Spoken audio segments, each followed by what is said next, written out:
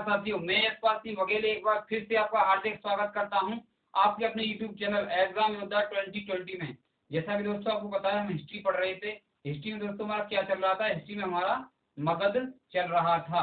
मगध के बारे में दोस्तों एक वीडियो पहले ही आ चुकी है। मगध का उदय या मगध राज्य का उत्कर्ष नाम से हमारी एक वीडियो पहले आ चुकी है। आप उसको डिस्क्रिप्शन में हमने लिंक दे रखी है, वहां जाकर के आप उसे देख सकते हैं। इसके बाद दोस्तों मगध की अगर मैं बात करूं तो मगध जो था दोस्तों महाजनपद में से एक था और सबसे शक्तिशाली था, क्योंकि उसकी आर्थिक स्थिति काफी मजबूत थी। ठीक है, तो मगध में क्या हुआ, मगध में दोस्तों चार प्रमुख वंश कराए थे हमने। कौन कौन से कराए थे? हर्यक वंश कराया था, शिशुनाग वंश कराया था, नंद वंश और कौन सा मौर्य वंश, है ना। तो दोस्तों हमने इसमें हर्यक वंश करा दिया था। हर्यक वंश में जो कराया था हमने क्या कराया था, बिंबिसार के बारे में बताया था। बिंबिसार के बारे में हमने अजातशत्रु के बारे में बताया था। उसके बाद दोस्तों मैंने बताया था उदयन के बारे में, है ना। उदयन के बाद अंतिम जो कराया था दोस्तों हमने वो नाग दशक, अंतिम क्या कराया था दोस्तों हमने वो नाग दशक कराया था। यानी नाग दशक जो था वो हर्यक वंश का अंतिम शासक था। ठीक है, इसकी हत्या किसने करी दोस्तों? इसकी हत्या करी थी शिशुनाग ने। किसने की थी? शिशुनाग ने की थी। शिशुनाग ने हत्या करने के बाद शिशुनाग वंश की स्थापना की थी। तो आज पढ़ेंगे दोस्तों हम शिशुनाग वंश के बारे में। चलिए, तो किसके बारे में बात करेंगे? शिशुनाग वंश।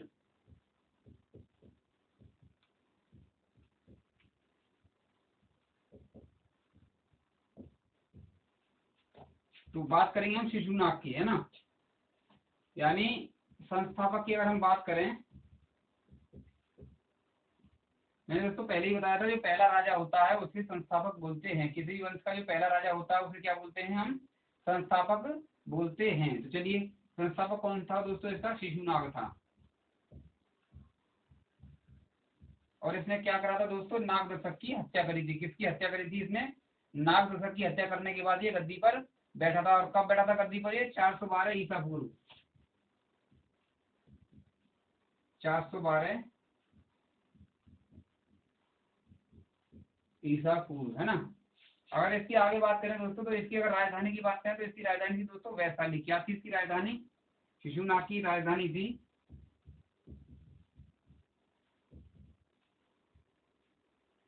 राजधानी की बात करें तो राजधानी थी इसकी वैशाली।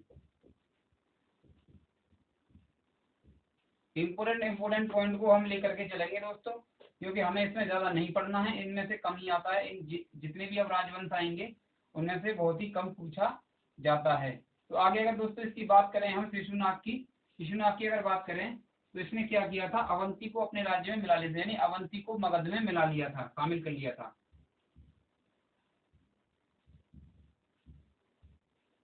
अवंती क्या था? अवंती को भी अपने राज्य में, अपने राज्य का मतलब मगध में, है ना, अपने मगध में शामिल कर लिया।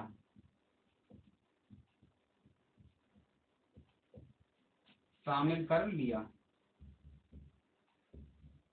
चलिए ठीक है, ये इतना पॉइंट हो गया इसमें। अगर आगे बात करें दोस्तों तो इसके परिवर्ती शासक की अगर बात करें, यानी इसके बाद जो आया था, शिशुनाग के बाद जो आया था वो कौन आया था? शिशुनाग के बाद जो आया था वो कालाशोक आया था, है ना। इतना ही करना है बस इसमें शिशुनाग में, और कुछ नहीं करना है, क्योंकि ये बहुत ही मतलब छोटा सा राजवंश है। इसमें से एक दो क्वेश्चन कभी कभी पूछा गया है, इसीलिए बता रहा हूँ मैं। कालाशोक, कालाशोक की बात करें तो दोस्तों ये राजा बना था आपका 394 ईसा पूर्व में। कब बना था ये? 394 ईसा पूर्व में ये राजा बन गया था। यानी इसके बाद नंबर आया था, शिशुनाग के बाद कौन बना था? कालाशोक बना था, है ना। कालाशोक की अगर बात करें तो इसके समय पर क्या हुआ दोस्तों? द्वितीय बौद्ध संगीति हुई थी। बौद्ध धर्म मैंने आपको पढ़ाया था, बौद्ध धर्म में मैंने आपको बौद्ध संगीति कराई थी, या बौद्ध संगीति या बौद्ध सभा कराई थी। तो क्या हुआ इसमें? द्वितीय बौद्ध संगीति हुई इसके शासनकाल में। द्वितीय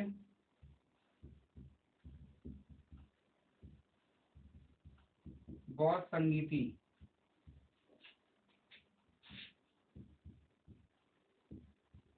इसके समय हुई, है ना। किसके समय हुई दोस्तों? कालाशोक के समय हुई थी। चलिए आगे बात करते हैं। आगे अगर इसकी राजधानी की बात करें दोस्तों तो शिशुनाग की राजधानी थी वैशाली थी, लेकिन इसने क्या कर लिया? राजधानी को पुनः राजधानी को पुनः पाटलिपुत्र बनाया, पाटलिपुत्र को बना दिया ना, पाटलिपुत्र को बनाया। ठीक, इसके दोस्तों अगर इसके आगे अगर बात की जाए तो ये तो मैंने आपको बता ही दिया कि बौद्ध संगीति हुई थी इसके समय में, द्वितीय बौद्ध संगीति हुई थी। इसके बाद अगर बात करें शिशुनाग वंश की अंतिम शासक की, है ना, तो नंदीवर्धन की बात करते हैं। किसकी? नंदीवर्धन।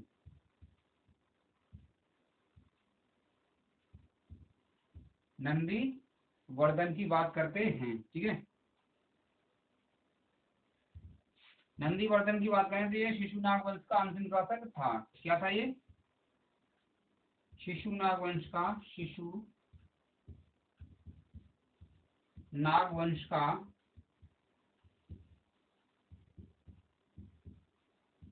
अंतिम शासक था, है ना। क्या था ये? अंतिम शासक था।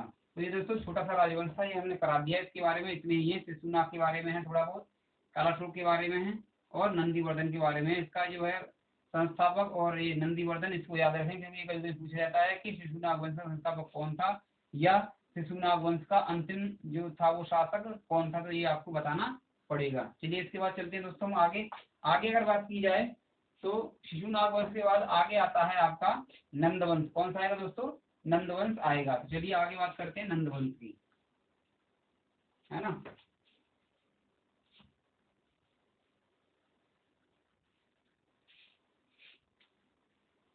नंदवंश के बारे में दोस्तों मैं तुम्हें एक बहुत ही शानदार स्टोरी बताऊंगा आज।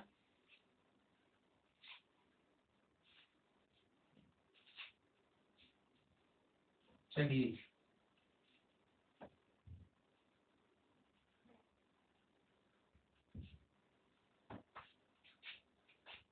दोस्तों, अगर आप हमारे चैनल पर आज नए आए हैं तो हमारे चैनल को सब्सक्राइब करके जरूर जाना है आपको, जिससे कि आपको नोटिफिकेशन मिलती रहेगी। तो आप अब बात करेंगे हम नंदवंश के बारे में। नंदवंश, और दोस्तों नंदवंश के संस्थापक की अगर हम बात करें, किसकी बात करें अगर हम नंदवंश के संस्थापक की अगर बात करी जाए तो संस्थापक,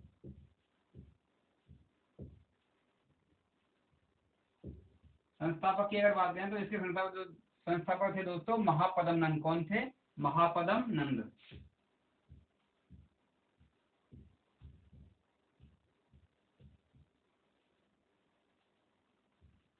महापदम नंद क्या थे? इसके संस्थापक थे।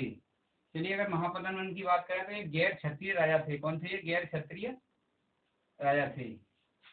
ये कौन थे? गैर क्षत्रिय थे।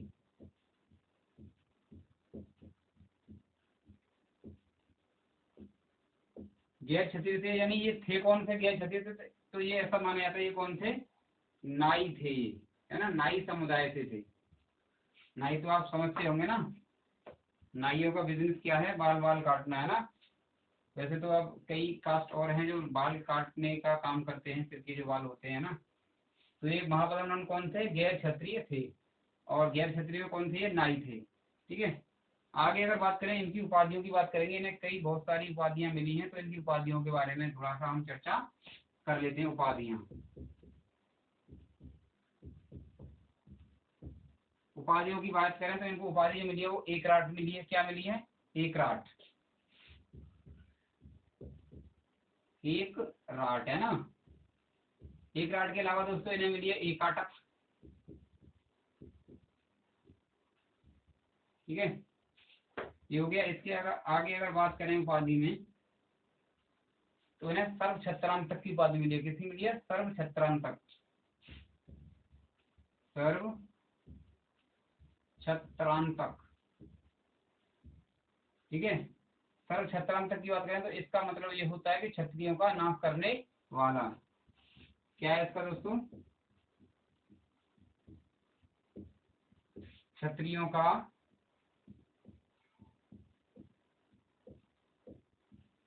नाश करने वाला, है ना। ये क्षत्रियों का नाश करते थे, यानी क्षत्रियों का काटना पीटना, जो समझ गए होंगे आप, है ना।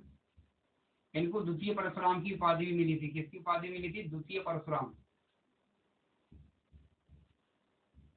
द्वितीय परशुराम। परशुराम को तो आप जानते ही होंगे है ना, सीता स्वयंवर में चले जाते हैं और वहां पर जाते हैं तो बड़ा बड़ा तांडव सा मचाते हैं जाने के बाद, है ना। वहां पे जितने भी क्षत्रिय हैं कैसे सहम से जाते हैं कि अरे परशुराम आ गए हैं, क्षत्रियों का नाश करने वाले हैं, ये क्षत्रियों का खून बहाने वाले हैं, है ना। तो क्षत्रियों का नाश करने वाले इनको क्या मिला है, द्वितीय परशुराम की उपाधि मिली है, ठीक है। चलिए आगे बात करें, अगर बात करें तो महापद्म नंद के बारे में। तो इन्होंने क्या करा दोस्तों, कलिंग का युद्ध लड़ा था इन्होंने, क्या क्या लड़ा था, कलिंग का युद्ध लड़ा और कलिंग को जीता था। कलिंग को इन्होंने क्या किया, कलिंग को युद्ध में जीता।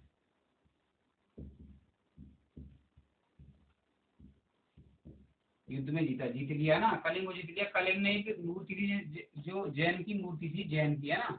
उसका नाम था जिनसेन। क्या था उसका नाम दोस्तों, जिनसेन था। तो इन्होंने क्या किया, कलिंग से जिनसेन,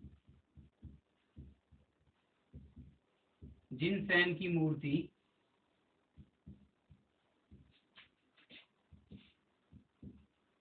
को मगध लेके आ गए, है ना, मगध लेकर आए। ये कई बार दोस्तों एग्जाम में पूछा गया है कि जिनसेन की मूर्ति को कौन मगध लेकर के आया था। तो कौन मगध लेकर के आया था, महापद्म यानी नंद वंश के जो संस्थापक थे महापद्म नंद, वो जिनसेन की मूर्ति को कलिंग से कहां पर लेकर के आए, मगध लेकर के आए थे, ठीक है। चलिए आगे अगर बात करें तो इसमें इससे ज्यादा और कुछ नहीं है। इसमें अंतिम शासक बताया गया है इसके बाद, है ना। तो अंतिम शासक की बात कर लेते हैं, धनानंद। धनानंद के बारे में बात कर लेते हैं। देखो इसके बाद अगर मैं आपको बात बताऊं, चलो धनानंद के बारे में बात कर लेते हैं, इसके बाद स्टोरी बताता हूँ, ये बहुत ही शानदार है ना। तो धनानंद की अगर बात करें तो ये नंद वंश का अंतिम शासक था, है ना, अंतिम शासक था। देखो धनानंद के बारे में बताया था, वैसे तो पूरे नंद वंश के बारे में बताया जाता है कि जो नंद वंश था वो बहुत ही समृद्धशाली था। क्या था, बहुत ही समृद्धशाली था, है ना, बहुत ज्यादा समृद्धशाली था। समृद्धशाली का मतलब है कि इसके पास बहुत बड़ी सेना थी और बहुत ज्यादा शक्ति संपन्न था, है ना। अगर इसमें बताया जाए तो नंद वंश के टाइम पर क्या हुआ, जब धनानंद थे, शासन कर रहे थे धनानंद, तो इनके दरबार में आए थे एक विष्णुगुप्त, ठीक है। कौन आए थे, विष्णुगुप्त आए थे, या कौटिल्य बोल सकते हैं आप उनको, है ना। तो जब वो आए थे तो उन्होंने कहा था कि यूनान के जो लोग थे, यूनान थे यानी यूनानी होते, जैसे सिकंदर था, सिकंदर इनके समकालीन था, है ना। सिकंदर, ये पॉइंट ले लो यहाँ पे, सिकंदर धनानंद के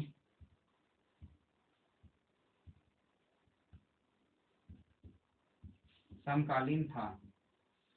सिकंदर किसके समकालीन था, तो धनानंद के समकालीन था। जिस टाइम पे धनानंद शासन कर रहा था, जिस टाइम पे धनानंद क्या कर रहा था, शासन कर रहा था, उस टाइम पर सिकंदर ने ही आक्रमण किया था। तो जैसे ही विष्णुगुप्त यानी कौटिल्य यानी चाणक्य वहां पर पहुंचा, किसके दरबार में पहुंचता है, धनानंद के दरबार में पहुंचता है और ये कहता है कि हे धनानंद, आप बहुत ज्यादा शक्तिशाली हैं और बहुत ज्यादा संपन्न हैं, आपके पास सबसे बड़ी सेना है। आप जो है ये यूनान की तरफ से, ये जो पाकिस्तान वाला रीजन है ना, पाकिस्तान अफगानिस्तान वाला रीजन है, उस तरफ से जो भी आक्रमण आ रहे हैं, वाही आक्रमण जो हो रहे हैं, आप उनको रोक सकते हैं। आप उनको रोकिए और आप उन राजाओं की मदद कीजिए, जो उत्तर की तरफ जो राजा हैं, आप उनकी मदद कीजिए और जो है वहां से इनको रोका जा सकता है। लेकिन क्या हुआ, धनानंद ने क्या करा, धनानंद क्योंकि बहुत ज्यादा शक्तिशाली था, तो जो शक्तिशाली होता है उसे थोड़ा बहुत अपने ऊपर क्या रहता है, बहुत ज्यादा ओवर कॉन्फिडेंस रहता है, नहीं बहुत ज्यादा अपने आप पे घमंड रहता है।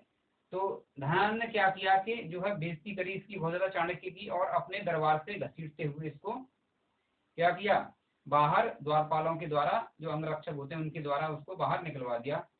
तो क्या होता है दोस्तों, चाणक्य ने क्या किया, चाणक्य की एक चोटी देखी होगी आपने बालों की, है ना, पीछे। तो चाणक्य ने ये शपथ ली थी कि जब तक मैं धनानंद को हरा नहीं देता, जब तक मैं धनानंद को क्या नहीं कर देता, हरा नहीं देता या शासन से नहीं हटा देता, तब तक मैं अपनी चोटी नहीं बांधूंगा। तो उसके बाद दोस्तों क्या होता है, धनानंद के बाद जब यहाँ से चले जाते हैं तो एक 16 साल का लड़का जिसका नाम क्या था, चंद्रगुप्त मौर्य था, है ना। उसको इन्होंने क्या किया, शिक्षा दीक्षा दी, तलवारबाजी जितने भी गुण होते हैं एक राजा में उसमें संपन्न किया, है ना। तो दोस्तों इसकी चर्चा हम बाद में करेंगे, लेकिन देखते हैं हम सिकंदर के बारे में बात कर लेते हैं आज। ये हम अगले लेक्चर में बात करेंगे चंद्रगुप्त मौर्य के बारे में, यानी मौर्य वंश के बारे में। तो आज हम किसके बारे में बात करते हैं, सिकंदर के बारे में आज हम थोड़ी बहुत चर्चा कर लेते हैं, क्योंकि टाइम भी हो रहा होगा दोस्तों, वीडियो लंबी हो जाती है ना। चलिए, तो इसको मैं साफ कर देता हूँ, गर्मी बहुत ज़्यादा है।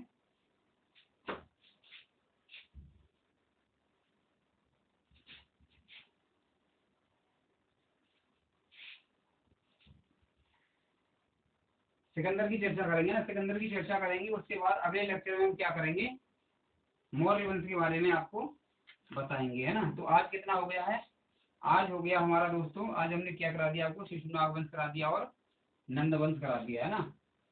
सिकंदर की चर्चा कर लेते हैं दोस्तों। सिकंदर की अगर बात करी जाए,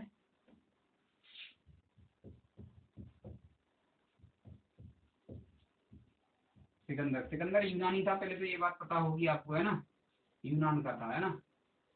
और सिकंदर के बारे में बात कर लेते हैं। तो सिकंदर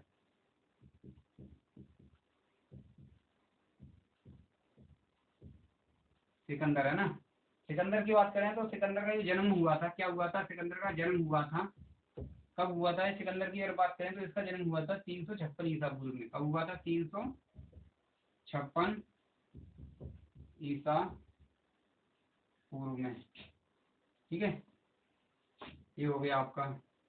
अगर इसके पिता की बात करें, पिता, तो इसके पिता का नाम है दोस्तों फिलिप द्वितीय। क्या था, फिलिप द्वितीय इसके पिता का नाम था, है ना। फिलिप द्वितीय, प्रथम भी हुआ होगा कोई, फिलिप का हो सकता है पिताजी हो, फिलिप का भी पिता हो कोई, फिलिप प्रथम, है ना।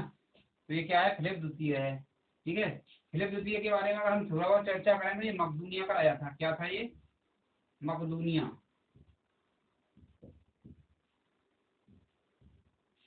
मकदूनिया का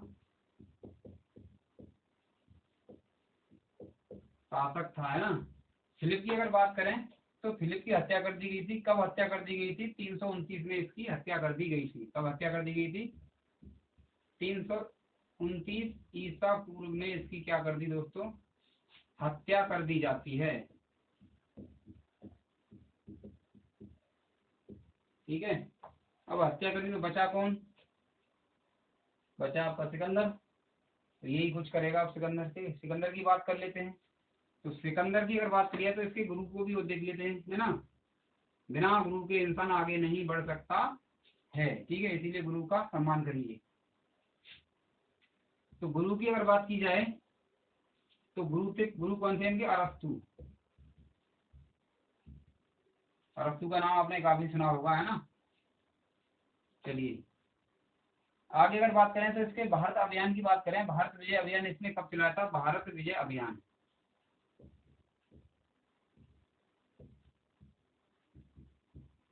भारत विजय अभियान। भारत विजय अभियान की अगर बात करें तो ये इसने चलाया था दोस्तों 326 ईसा पूर्व में। कब चलाया था, 326 ईसा पूर्व में, है। अगर आगे अगर बात की जाए, आगे अगर इसकी बात की जाए, सिकंदर व पोरस के बीच एक हाइडेस्पीस का युद्ध हुआ था, जिसको बितस्ता का युद्ध भी बोलते हैं। क्या क्या बोलते हैं इसको, हाइडेस्पीस का बितस्ता का युद्ध बोलते हैं इसको, हाइडेस्पीस या बितस्ता का युद्ध बोलते हैं। और ये कब हुआ था, 300, ये हुआ था दोस्तों आपका युद्ध कहाँ पर हुआ था, झेलम नदी के किनारे पर हुआ था, है ना। तो किस किस के बीच में हुआ था, हाइडेस्पीस, हाइडेस्पीस का युद्ध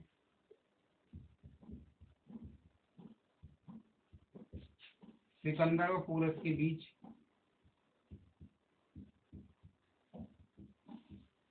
पोरस के बीच हुआ था। ये बीच झेलम नदी के किनारे पर हुआ था, है ना।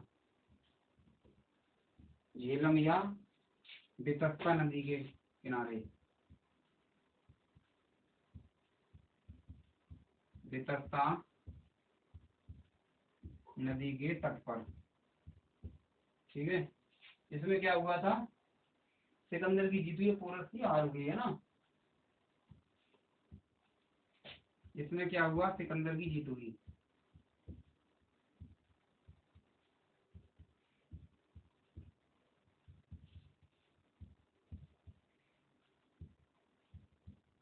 ठीक, इसमें क्या हुआ, सिकंदर की जीत हुई। चलिए आगे बात करें। आगे अगर बात की जाए तो सिकंदर जो है वो 325 ईस्वी में क्या हुआ, भारत से चला गया। 326 में तो आया था ये, 326 में आया था और एक साल में ही यहाँ से निकल दिया, यानी एक साल में ही यहाँ से ये चल दिया। इसका क्या था दोस्तों, इसका विश्व विजय का सपना था और ये जो है विश्व विजय करना चाहता था और इसने विश्व विजेता भी बोला गया है इसे। हालांकि दोस्तों कुछ क्षेत्र रह गए थे इस पर जीतने के लिए, कुछ क्षेत्र क्या कर गए थे, कुछ क्षेत्र रह गए थे जीतने के लिए, लेकिन फिर भी इसको विश्व विजेता बोला जाता है ना। चलिए आगे दोस्तों अगर बात करें सिकंदर की, अगर बात करें तो स्थल मार्ग से सिकंदर, यानी सिकंदर 325 ईसा पूर्व में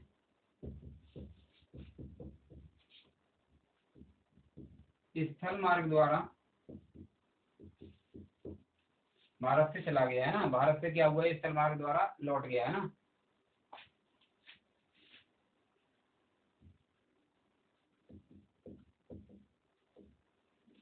भारत से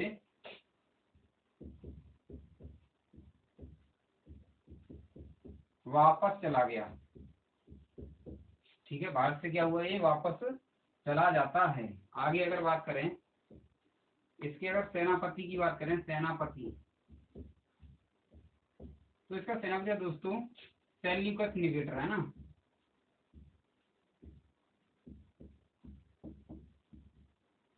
सेल्यूकस निकेटर और चंद्रगुप्त मौर्य का क्या होता है, युद्ध होता है। चंद्रगुप्त मौर्य उसमें जीत जाते हैं और सेल्यूकस निकेटर क्या करता है, अपनी लड़की की शादी चंद्रगुप्त मौर्य से कर देता है। ये हम बताएंगे आपको अगले लेक्चर में, ठीक है।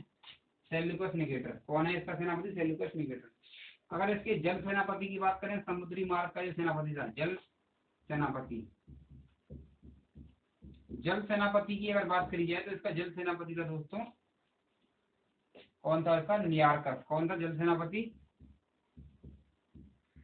नियारकस। ठीक है, कौन था दोस्तों, नियारकस। इसके घोड़ा की ओर बात कर लेते हैं, घोड़ा की इसकी चर्चा कर लेते हैं। इसका एक घोड़ा भी था बहुत ही शानदार, जिसका नाम था, क्या था इसका नाम, बुकेफेलस। क्या नाम था इसका, बुकेफेलस है ना। कहीं कहीं इसको क्या बोला गया है, बहु केफला बोला गया है, बहु